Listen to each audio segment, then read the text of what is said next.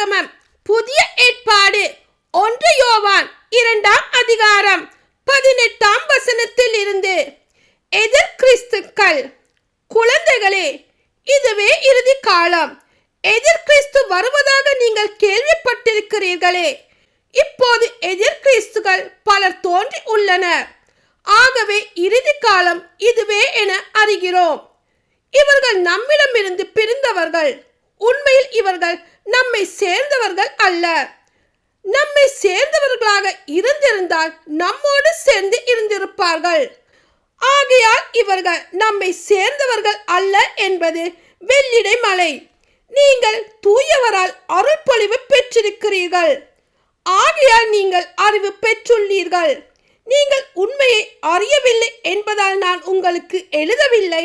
மாறாக அதை அறிந்துள்ளீர்கள் என்பதாலும் பொய் எதுவும் உண்மையிலிருந்து வராது என்பதாலுமே நான் எழுதியுள்ளேன். இயேசு மெசியா அல்ல என்று மறுப்போரை தவிர வேறு யார் பொய்யர்? தந்தையையும் மகனையும் மறுப்போர் தாம் எதிர் கிறிஸ்துக்கள். மகனை மறுதளிப்போர் தந்தையை ஏற்றுக்கொள்வதில்லை. மகனை ஏற்று அறிக்கை இடுவோர் தந்தையையும் ஏற்றுக்கொள்கின்றனர். தொடக்கத்தில் இருந்து நீங்கள் கேட்டறிந்தது உங்களில் நிலைத்திருக்கட்டும். தொடக்கத்தில் இருந்து நீங்கள் கேட்டறிந்தது உங்களில் நிலைத்திருந்தால் நீங்கள் மகனுடனும் தந்தையுடனும் இணைந்திருப்பீர்கள். அவரே நமக்கு வாக்குறுதி அளித்துள்ளார்.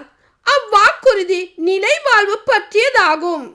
உங்களை ஏமாற்றுகிறவர்களை மனதில் கொண்டு இவற்றை உங்களுக்கு எழுதியுள்ளேன். நீங்கள் அவரிடமிருந்து பெற்றுக்கொண்ட அருள் பொழிவு உங்களில் நிலைத்திருக்கிறது. அதனால் உங்களுக்கு எவரும் கற்பிக்க வேண்டிய தேவை இல்லை. மாறாக நீங்கள் அவரிடமிருந்து பெற்றுக்கொண்ட அருள் பொழிவால் அனைத்தையும் கற்றுக்கொள்கிறீர்கள். அவ்வருள் பொழிவு உண்மையானது, பொய்யானது அல்ல. நீங்கள் கற்றுக்கொண்டதற்கேற்ப அவரோடு இணைந்து வாழுங்கள். ஆகவே பிள்ளைகளே, அவர் தோன்றும் போது நாம் உறுதியான நம்பிக்கை கொண்டிருக்கவும் அவருடைய வருகையின் போது வெட்கி விலகாதிருக்கவும் அவரோடு இணைந்து வாழுங்கள். இறை மக்களுக்கென வாழுங்கள்.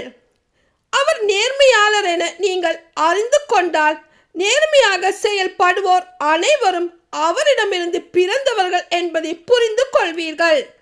ஆமேன்.